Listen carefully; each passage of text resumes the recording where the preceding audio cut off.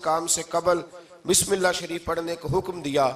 بسم اللہ کے مفاہیم کیا ہیں؟ فرمایا بسم اللہ الرحمن الرحیم، اللہ کے نام سے شروع جو بڑا ہی مہربان نہایت رحم کرنے والا ہے۔ باقی ترجمہ کرنے والوں نے کہا کہ شروع اللہ کے نام سے، تو اعلیٰ حضرت فرمانے لگے کہ پھر تو شروع سے ہو گیا، پھر تو شروع سے ہو گیا، تو حضور پھر کیا ترجمہ کریں؟ فرمانے لگے یہ ترجمہ نہ کرو کہ شروع اللہ کے نام سے، بلکہ ترجمہ یہ کرو کہ اللہ کے نام سے شروع۔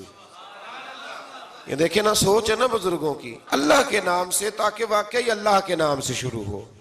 پھر ارشاد فرمایا الحمدللہ رب العالمین، تمام تعریفیں اللہ کے لیے جو تمام جہانوں کو پالنے والا ہے۔ جب انسان کو تھوڑا سا ترجمہ آتا ہو نا، اس کی تھوڑی توجہ ہو، اسے نماز پڑھنے کا بھی بڑا ہی مزہ آتا ہے۔ نبی کریم علیہ السلام فرماتے ہیں، رب فرماتا ہے یہ سورہ فاتحہ میرے اور میرے بندے کے درمیان آدھی آدھی ہے، آدھی میری ہے آدھی میرے بندے کی ہے۔ جب وہ کہتا ہے نا مالک یوم الدین، تو یہاں تک وہ میری تعریف کرتا ہے، ایاک نعبد و ایاک نستعین تک پہنچتا ہے، تو اب میرا اور اس کا آدھا آدھا کام شروع ہو جاتا ہے۔ پھر آگے میرا بندہ جب مجھ سے دعا مانگتا ہے تو یہ اس کے الفاظ ہیں جو میں اپنے فضل سے قبول فرمایا کرتا ہوں۔ تو ارشاد فرمایا تمام تعریفیں اللہ کے لیے جو تمام جہانوں کا پالنے والا ہے، الرحمن الرحیم، بڑا ہی مہربان ہے نہایت۔ یہ رحمان مبالغے کا صیغہ ہے، یعنی اتنا رحم کرنے والا کہ جتنا کوئی اور رحم نہ کر سکے، اس لیے اللہ ہی رحمان ہو سکتا ہے، بندہ کوئی رحمان نہیں ہو سکتا۔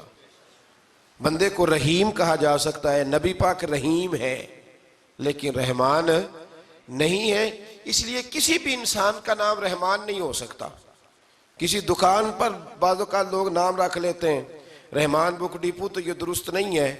بندے کا نام رحمان نہیں ہو سکتا، عبد الرحمان، اس لیے کہ یہ لفظ رحمان خدا کے علاوہ کسی اور کے لیے بولنا درست نہیں ہے۔ پھر ارشاد فرمایا مالک یوم الدین، اللہ مالک ہے قیامت کے دن کا۔ تو یا اللہ آج کے دن کا مالک بھی تو ہی ہے، آج جو یکم رمضان مبارک ہے تو اس دن کا مالک بھی اللہ ہی ہے۔ تو یہ جو خاص کر کہا مالک یوم الدین، اس کا معنی یہ ہے کہ یہاں کچھ لوگ عارضی طور بھی تو بعض چیزوں کے مالک ہیں نا، یہ زمین میری ہے، یہ گھڑی میری ہے، یہ گھر میرا ہے، یہ بچے میرے ہیں، عارضی طور پر بھی تو لوگ مالک ہیں۔ لیکن قیامت کے دن عارضی طور پر بھی کوئی مالک نہیں ہوگا، قیامت میں ساری بادشاہی فقط میرے اللہ کی ہوگی۔ بلکہ رب کریم فرمائے گا کہاں ہیں وہ لوگ جو دنیا میں بادشاہ بنا کرتے تھے، کدھر ہے؟ بڑے بڑے کج کلا جو کہتے تھے کہ ہم اٹھتے ہیں تو لوگ اٹھتے ہیں، بیٹھتے ہیں تو دنیا بیٹھ جاتی، وہ کہاں ہے؟ جب کوئی نہیں بولے گا تو رب فرمائے گا للہ الواحد القہار، آج ایک رب واحد اور قہار کی حکمرانی ہے۔ پھر ارشاد فرمایا ایاک نعبد و ایاک نستعین، بے شک ہم تیری ہی عبادت کرتے ہیں اور تجھی سے مدد چاہتے ہیں۔ عبادت بھی اللہ کی ہے اور مدد بھی، یہ جو بندوں کے ذریعے بعض اوقات مدد ہوتی ہے تو یہ مدد بھی اللہ کی ہے، یہ مدد بھی اللہ کی ہے۔ یہ کسی بندے نے مائک بنایا ہے جس کی مدد سے آپ تک آواز جا رہی ہے، تو اس کو عقل کس نے دی تھی بنانے کی؟ تو پھر مدد کس کی ہوئی؟ اللہ کی۔ تو دنیا میں کوئی بھی جو مدد کرتا ہے وہ اللہ کے ولی کریں، نبی کرے، پیغمبر کریں، تو وہ مدد کس کی ہے؟ اللہ کی، اس لیے کہ وہ ذاتی طور پر کچھ بھی نہیں کر سکتے، اگر اللہ انہیں توفیق نہ دے وہ کسی کی مدد نہیں کر سکتے۔ تو ایاک نعبد و ایاک نستعین، ہم تیری ہی عبادت کرتے ہیں، تجھی سے مدد چاہتے ہیں۔ اہدنا الصراط المستقیم، اے اللہ ہمیں سیدھا راستہ دکھا۔ کون سا راستہ سیدھا ہے؟ کون سا راستہ سیدھا ہے؟ تو اللہ نے خود ہی فرمایا ایسے ہی نہ بھٹک جانا، راستہ سیدھا وہ ہے صراط الذین انعمت علیہم، ان لوگوں کا راستہ سیدھا ہے جن پر اللہ نے انعام فرمایا ہے۔ اور وہ کون ہے؟ قرآن مجید نے خود فرمایا انعم اللہ علیہم من النبیین والصدیقین والشہداء والصالحین، وہ نبی ہیں، صدیق ہیں، شہید ہیں اور نیک لوگ ہیں۔ فرمایا اپنی مرضی کے راستے پہ چلو گے تو بھٹک جاؤ گے، رب کی بارگاہ میں سوال کرنا کہ وہ تمہیں نبیوں کے، صدیقوں کے، شہیدوں کے اور نیک لوگوں کے راستے پہ چلائے۔ غیر المغضوب علیہم ولا الضالین، نہ ان لوگوں کے راستے پہ چلا جن پر تیرا غضب ہوا، اور نہ ان کے راستے پہ چلا جن پر تو ناراض ہوا، جنہیں تو نے گمراہ کیا، ان لوگوں کے راستے پہ نہ چلا بلکہ ان لوگوں کے راستے پہ چلا جن پر تیرا انعام ہوا۔ یہ جو لوگ ہیں نا مغضوب علیہم ولضالین، ایک گروہ یہودیوں کا ہے اور ایک عیسائیوں کا ہے۔ کہا جا رہا ہے یا اللہ نہ یہودیوں کے راستے پہ چلا اور نہ عیسائیوں کے راستے پہ چلا، ہمیں تو ابو بکر صدیق کے راستے پہ چلا، ہمیں تو عمر فاروق کے راستے پہ چلا، عثمان غنی، مولا علی اور جناب ابو ہریرہ کے راستے پہ چلا۔ اب یہ سورہ فاتحہ کا تو میں نے مکمل ترجمہ عرض کیا۔ سورہ بقرہ یہ قرآن مجید کی سب سے بڑی سورہ ہے۔ ایک حدیث اس کی فضیلت پہ سن لے، نبی کریم علیہ السلام نے فرمایا جس گھر میں سورۃ بقرہ پڑھی جائے نا، فرمایا جن کیا وہاں سے تو شیطان بھی بھاگ جاتا ہے۔ سورہ بقرہ گھروں میں پڑھیں، یہ سب سے بڑا تعویذ ہے۔ اگر گھر میں جنات ہوں، کوئی آسیب ہوں، اور یہ وہ والا تعویذ ہے جو مدینے والے رسول نے عطا فرمایا ہے۔ یہ سب سے بڑی سورہ ہے۔ مفسرین فرماتے ہیں اگر کوئی استدلال کی قوت رکھتا ہو تو ایک 100 چیز کا اللہ نے حکم دیا ہے، بلکہ امام اعظم فرماتے ہیں 100 تھوڑی ہے، میری نظر سے پڑھو تو 1000 چیزوں کا حکم دیا ہے، 1000 سے منع کیا ہے، اور 1000 قسم کی نصیحتیں اللہ کریم نے سورہ بقرہ کے اندر فرمائی ہیں۔ اس سورہ مبارکہ کا جو پہلا رکوع ہے نا، اس میں جو سب سے پہلی آیت ہے وہ ہے الف لام میم۔ ان کو کہتے ہیں حروف مقطعات۔ پہلا لفظ ہی جب کوئی قرآن مجید کا پڑھتا ہے نا، بہت بڑا عالم فاضل، بہت بڑا محدث، تو اسے یہ کہنا پڑتا ہے کہ میں نہیں جانتا، اللہ جانتا ہے یا اللہ کا رسول جانتا ہے۔ الف لام میم کا معنی ہم نہیں جانتے، اللہ جانے یا اللہ کا رسول جانے، یا جس کو وہ دونوں بتا دیں وہ جانتا ہے، ورنہ یہ اللہ اور اس کے رسول کا راز ہے۔ یہ آگے ارشاد فرمایا ذالک الکتاب لا ریب فیہ، یہ وہ عظیم کتاب ہے جس میں شک کی کوئی گنجائش نہیں ہے۔ ھدی للمتقین، یہ ہدایت ہے پرہیزگاروں کے لیے۔ سوال یہ ہوتا تھا کہ یا اللہ جو متقی پرہیزگار ہیں وہ تو پہلے ہی ہدایت پہ ہیں، تو قرآن بھی اگر انہیں ہدایت دے گا تو پھر جو گناہگار ہیں ان کی ہدایت کہاں ہے؟ تو اس آیہ مقدسہ کا معنی مفسرین نے یہ بیان فرمایا ہے کہ مطلب اس کا یہ ہے کہ قرآن ہدایت دیتا سب کو ہے، لیکن اس سے ہدایت حاصل متقی لوگ کرتے ہیں، کہ جس کو پکڑنا تھوڑا مشکل ہے۔ کچھ بیماریوں کو ڈاکٹر کہتے ہیں نا یہ خاموش قاتل ہے، قتل کر دیتی ہے پر پتہ نہیں لگنے دیتی۔ اسی طرح منافقین کا ٹولہ ہے۔ قرآن مجید کہتا ہے ان منافقین کے بارے میں وَمِنَ النَّاسِ مَن يَقُولُ آمَنَّا بِاللَّهِ وَبِالْيَوْمِ الْآخِرِ وَمَا هُمْ بِمُؤْمِنِينَ، اے محبوب کچھ لوگ کہتے ہیں ہم اللہ اور آخرت پر ایمان لائے، لیکن وہ ایمان لانے والے نہیں ہیں۔ تو جب رب کہتا ہے نہیں ہے، آج کسی کو کہہ دیا جائے نا کہ وہ بندہ جھوٹا کلمہ پڑھتا ہے، اس کی باتیں نہیں بتاتی، تو کہتے ہو آپ ایک کلمہ گو کو برا کہہ رہے ہیں۔ تو یہاں تو اللہ ان کے کلمے کا بھی اعلان فرما رہا ہے اور ان کے نفاق کا بھی اعلان 13 آیات میں۔ اور رب فرماتا ہے یخادعون اللہ والذین آمنوا وما یخدعون الا انفسهم وما یشعرون، فرمایا وہ اللہ کو دھوکہ دینا چاہتے ہیں مومنوں کو، حالانکہ نہیں دھوکہ دیتے مگر اپنی ہی جانوں کو، انہیں شعور ہی نہیں۔ اللہ تبارک و تعالیٰ نے 13 آیات کے اندر مکہ مکرمہ میں منافق کوئی نہیں تھا جب تک حضور نے ہجرت نہیں کی تھی۔ کیوں؟ اس لیے کہ وہاں جو کلمہ پڑھتا تھا اسے مار کھانی پڑتی تھی۔ تو کسی کو کیا مصیبت پڑی تھی جھوٹا کلمہ پڑھ کے مار کھائے۔ مدینے میں جب اسلامی حکومت قائم ہو گئی نا، تو کچھ لوگوں نے اسلامی حکومت سے فائدہ لینے کے لیے جھوٹے موٹے کلمے پڑھ لیے، اندر کفر رکھتے تھے، اوپر سے اظہار اسلام کرتے تھے۔ تو رب فرماتا ہے کہ ان کا یہ ایمان قابل قبول نہیں ہے۔ تو یا اللہ پھر کس کا ایمان قابل قبول ہے؟ تو اللہ کریم نے فرمایا وَإِذَا قِيلَ لَهُمْ آمِنُوا كَمَا آمَنَ النَّاسِ، جب ان سے کہا جاتا ہے نا اس طرح ایمان لاؤ جس طرح دوسرے لوگ لائے، یعنی ابو بکر صدیق کی طرح ایمان لاؤ، عمر فاروق کی طرح ایمان لاؤ، عثمان غنی کی طرح، مولا علی کی طرح، بلال حبشی کی طرح، تو کیا جواب دیتے ہیں؟ قَالُوا أَنُؤْمِنُوا كَمَا آمَنَ السُّفَهَاءُ، کیا اس طرح ایمان لائیں جس طرح یہ بیوقوف ایمان لائے؟ الا انہم ہم السفہاء، اللہ فرماتا ہے خبردار بے شک وہی بیوقوف ہے، ولیکن لا یعلمون، لیکن انہیں اس کا علم نہیں ہے۔ وہ کہا کرتے تھے کہ یہ تو بیوقوف ہے معاذ اللہ۔ ابو بکر صدیق نے سارا ہی مال دے دیا نبی پاک کو، عمر فاروق نے آدھا دے دیا، مولا علی نے سارا کچھ حضور کے نام کر دیا، عثمان جو کماتے محنت کے ساتھ وہ سارا وہاں جا کے پیش کر دیتے ہیں تو بیوقوفی ہے۔ آج بھی کچھ لوگ کہتے ہیں کلمہ پڑھنا چاہیے سیدھا سیدھا،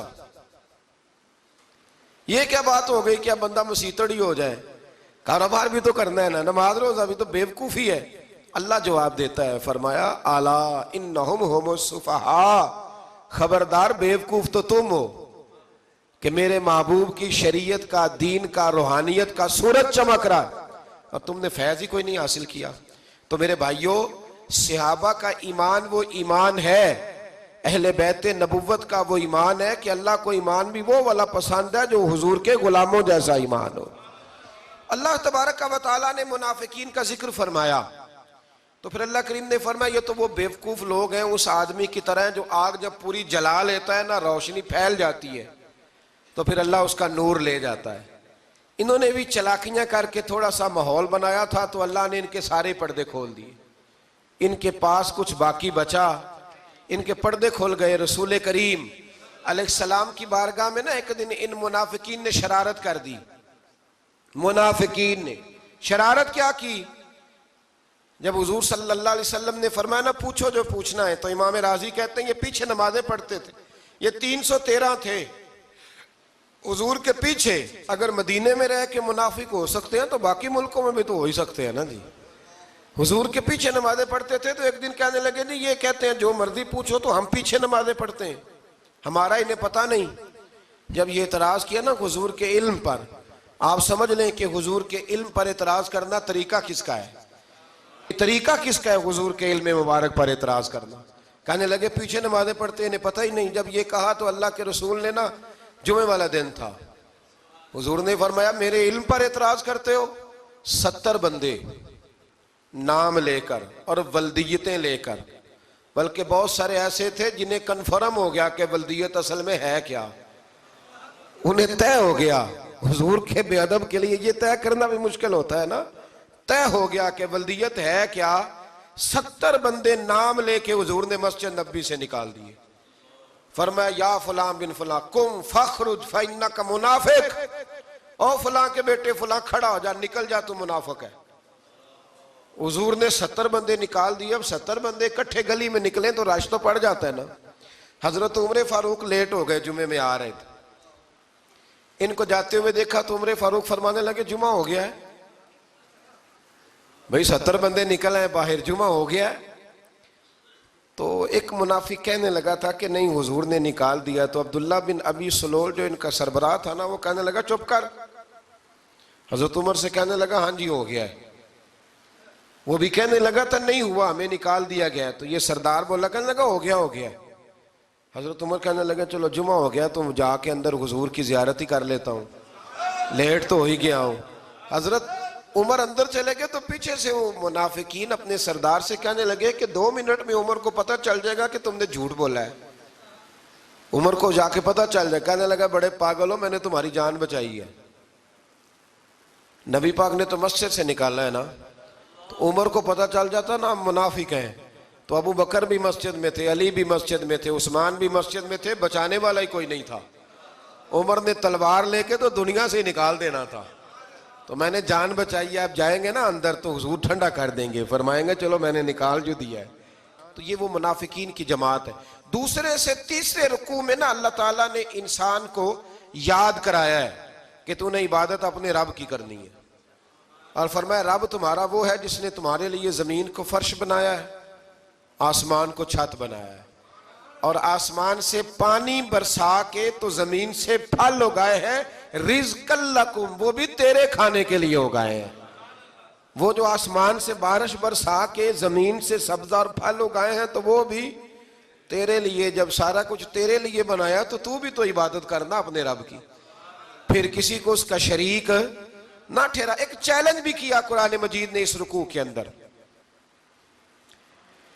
کہا کرتے تھے مکے کے لوگ کہ آپ قرآن مجید کی آیتیں نبی کریم علیہ السلام سے کہا کرتے تھے کہ معاذ اللہ آپ خود بناتے ہیں، بنا کے لاتے ہیں۔ تو اللہ کریم نے فرمایا وَإِن كُنتُمْ فِي رَيْبٍ مِّمَّا نَزَّلْنَا عَلَىٰ عَبْدِنَا فَأْتُوا بِسُورَةٍ مِّن مِّثْلِهِ، اگر تمہیں شک ہو نا اس میں جو ہم نے بندہ خاص پہ نازل کیا ہے تو تم بھی اس جیسی ایک صورت بنا کے لاؤ۔ پڑھے لکھے تو تم بھی ہو نا، مکے میں تم بھی رہتے ہو، تو ایک صورت بنا کے لاؤ. قرآن مجید ہم سے چھینا گیا ہے سازش کے تحت، اس لیے کہ جس قوم کو قرآن آ جاتا ہے نا پھر کوئی کافر اس کا مقابلہ نہیں کر سکتا. دیکھیں نا، اگر کافروں کے پاس جواب ہوتا قرآن پاک کا تو بدر اور احد میں نا کوئی آیت بنا کے لاتے، قرآن کے مقابلے کی تلواریں لے کے نہ آتے. ان کے پاس جواب ہی نہیں تھا. اور قیامت تک کسی کافر کے پاس قرآن مجید کا کوئی جواب، قرآن کا کوئی جواب، قسم اللہ کی جواب کوئی نہیں قرآن کا، اس کا کوئی جواب نہیں. کیا بات ہے قرآن پاک کی. وہ ایک دفعہ مسلمہ کذاب بے ایمان کہنے لگا میں نے بنا لیا ہے قرآن پاک کا جواب. معاذ اللہ. جواب کیا بنایا؟ وہ صورت ہے نا القاریۃ ما القاریہ وما ادراک ما القاریہ، کھڑکھڑانے والی کیا ہے، کھڑکھڑانے والی تمہیں کیا پتا کیا ہے کھڑکھڑی، قیامت کا ذکر ہے. کہنے لگا میں نے اس جیسی صورت بنا لیا. تو کیا بنایا؟ الفیل ملفیل وما ادراک ما الفیل. کہنے لگا ہاتھی، تمہیں کیا پتا کیا ہاتھی، تم کیا جانو کیا ہاتھی. تو پاس جو اس کے اپنے بیٹھے تھے نا چیلے، وہ کہنے لگے چپ کر جا، سارے زمانے کو پتا ہے ہاتھی کیا ہوتا ہے. اللہ تبارک و تعالیٰ نے فرمایا ہے کہ اللہ حیا نہیں کرتا سمجھانے کے لیے مچھر کی مثال بھی دینی پڑے. فرمایا قرآن سے کچھ لوگ ہدایت حاصل کرتے ہیں اور کچھ گمراہ ہو جاتے ہیں. جب لوگ اپنی مرضی کی تشریحات چاہتے ہیں تو گمراہ ہوتے ہیں، اور جب قرآن کو رسول اللہ صلی اللہ علیہ وسلم اور امت مسلمہ کی تشریحات کی روشنی میں سمجھتے ہیں تو پھر اللہ ہدایت عطا فرماتا ہے. پھر اللہ تبارک و تعالیٰ نے آگے ارشاد فرمایا حضرت آدم کی پیدائش کا واقعہ. کچھ مفسرین نے لکھا اللہ نے مشورہ کیا تھا فرشتوں سے، وَإِذْ قَالَ رَبُّكَ لِلْمَلَائِكَةِ إِنِّي جَاعِلٌ فِي الْأَرْضِ خَلِيفَةً. لیکن کچھ مفسرین کہتے ہیں کہ اللہ کو ضرورت نہیں فرشتوں سے مشورہ کرنے کی. اللہ نے فرشتوں سے مشورہ نہیں کیا، بلکہ رب نے انہیں آگاہ فرمایا تھا کہ میں لگا ہوں زمین پہ اپنا نائب بنانے، میں خلافت دینے لگا ہوں زمین پہ. اب یہ تو دینے والی کی مرضی ہے نا اس نے کس کو دینی ہے، یہ تو دینے والے کی مرضی ہے نا اس نے. تو کچھ لوگ کہتے ہیں کہ دینے والے سے زیادہ ہمیں پتہ ہے. تو فرشتوں کو بھی یہ اجتہادی خطا ہو گئی، کہنے لگے یا اللہ اسے نہ بنانا، یہ فساد کرے گا، یہ خون ریزیاں کرے گا. تو اللہ نے فرمایا جو میں جانتا ہوں وہ تم.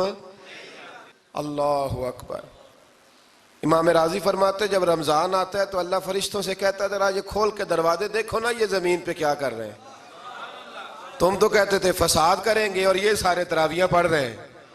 تم تو گویا کہتے تھے فساد کریں گے اور یہ تو دیکھو گویا رمضان کے روزے رکھ رہے ہیں. یہ تو میری یاد میں نکلے ہوئے ہیں. تم کچھ کہتے تھے اور دیکھو میں نے تمہیں کہا تھا نا جو میں جانتا ہوں وہ تم.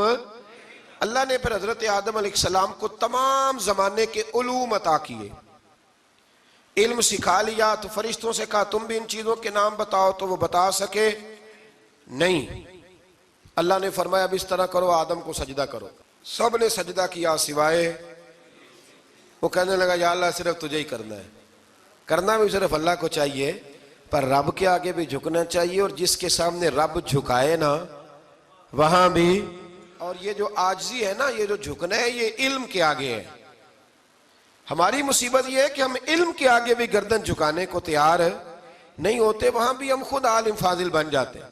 تو فرمایا کہ سب سے کہا سجدہ کرو، سب نے سجدہ کیا سوائے ابلیس کے. تو پھر ہوا کیا وَكَانَ مِنَ الْكَافِرِينَ، وہ کافروں میں سے ہو گیا. پھر اللہ نے حضرت آدم کو اور جناب حوا کو نا مقام دے دیا جنت میں رہنے کے لیے، اور کہا سارا کچھ کھانا، درخت کے قریب نہ جانا. ابھی آپ کسی سے کہہ دیں تھوڑا سا کہ پیچھے نہ دیکھنا، یعنی اگر میری سمجھ لیں ادب کی وجہ سے کوئی 1.5-2 منٹ یا 6 منٹ نہیں بھی نہ دیکھے گا تو سوچے گا ضرور کہ پتہ نہیں اب پیچھے کیا ہے، مصیبت کیا ہے. یعنی آپ کہہ کے دیکھ لیں کسی کو، پیچھے نہ دیکھنا. فطرت ہے نا انسان کی، وہ جستجو کرتا ہے. کہا اس درخت کے پاس نہ جانا. تو حضرت حوا سلام اللہ علیہ کہتے ہیں دل میں خیال رہتا تھا کہ آخر ہے کیا درخت کے پاس. یہی انسان کا عقیدہ توحید ہے کہ جہاں سے رب منع کر دے وہاں وہ منع ہو جائے. اور یہ ان کی خطا نہیں تھی، یہ اللہ کی حکمت تھی، چونکہ رب نے تو پہلے کہہ دیا تھا بنایا ہی زمین کے لیے، تو یہ تو سارا کچھ ہونا تھا تو زمین پہ آنا تھا نا. تو حضرت حوا اور جناب آدم کے پاس شیطان آیا. اب اس کو نکال تو دیا تھا پر ابھی اس کا جنت میں آنا جانا بند نہیں ہوا تھا، یہ بھی اللہ کی حکمت تھی. تو وہ کہنے لگا تمہیں پتہ ہے بعد میں مر جاؤ گے. تو حضرت حوا کہنے لگی کیا موت بھی آئے گی؟ کہاں، اس کی تکلیف بھی بڑی ہوگی، تو پھر بچیں گے کیسے؟ تو کہنے لگے پھل کھا لو اس درخت کا. تو بچنے کے لیے پھل کھایا تھا. جس طرح لوگ آج بہت سارے کام بچنے کے لیے کرتے ہیں پر بچ سکتے، بچنے کے لیے پھل کھایا تو اللہ نے فرمایا زمین پہ چلے جاؤ. تو حضرت آدم زمین پہ آئے، پھر کئی 100 سال روتے رہے. فَتَلَقَّى آدَمُ مِن رَبِّهِ کلمات، تو پھر اللہ نے خود ہی جناب آدم کو کچھ کلمے سکھائے. علامہ اسماعیل حقی فرماتے ہیں وہ کلمے یہ تھے کہ حضرت آدم نے میرے نبی کا وسیلہ پیش کیا، تو اللہ کریم نے جناب آدم کی دعا کو مقبول فرما لیا. پھر آگے بنی اسرائیل کا ذکر آ جاتا ہے. اللہ تعالیٰ نے بنی اسرائیل، آج آپ اسی قوم کو یہودی کہتے ہیں، ان کو اللہ نے اس زمانے میں فضیلت عطا کی تھی بہت زیادہ. تو عرب کے اندر جب نبی پاک علیہ السلام نے اعلان نبوت کیا تو کچھ لوگوں نے یہ کہہ دیا کہ اگر یہ یہودی کلمہ پڑھ لیں گے تو ہم بھی پڑھ لیں گے. تو پھر اللہ نے انہیں یاد کرایا کہ تم اصل میں کیا ہو، تمہیں کلمہ پڑھنا چاہیے. تو اہل یہود کا تذکرہ کرتے کرتے رب کریم نے ایک بات یہ بھی ارشاد فرمائی کہ تم لوگوں کو تو کہتے رہے ہو کہ وہ نبی آنے والے ہیں، وہ نبی آنے والے ہیں، اور جب آ گئے ہیں تو ماننے کو تیار نہیں ہو. تو فرمایا تأمرون الناس بالبر وتنسون انفسکم وانتم تتلون الکتاب، لوگوں کو بھلائی کا حکم دیتے ہو اور اپنے آپ کو بھول جاتے ہو. افلا تعقلون، تمہیں عقل نہیں؟ پھر اللہ نے انہیں یہ بھی یاد کرایا کہ یاد کرو وہ زمانہ کہ جب فرعون نے خواب دیکھ لیا تھا کہ کوئی بچہ اس کی سلطنت کو تباہ کرے گا، تو پھر اس نے تمہارے بچوں کو ذبح کرانا شروع کیا اور تمہاری بیٹیوں کو چھوڑتا تھا. فرمایا یہ بھی تو تم نے دیکھا، میں نے تمہیں پھر تم سے کہا جہاد کرو قوم عمالقہ کے خلاف، تو مقام طیہ میں جا کے یہ لوگ کہنے لگے ہم سے جہاد نہیں ہوتا. اللہ نے انہیں ایک میدان میں قید کر دیا. بڑی دلچسپ بات، قید تو لوگ ہوتے ہیں نا چار دیواری میں، تو اللہ نے بنی اسرائیل والوں کو جب انہوں نے کہا ہم جہاد نہیں کریں گے تو اللہ نے میدان میں قید کر دیا.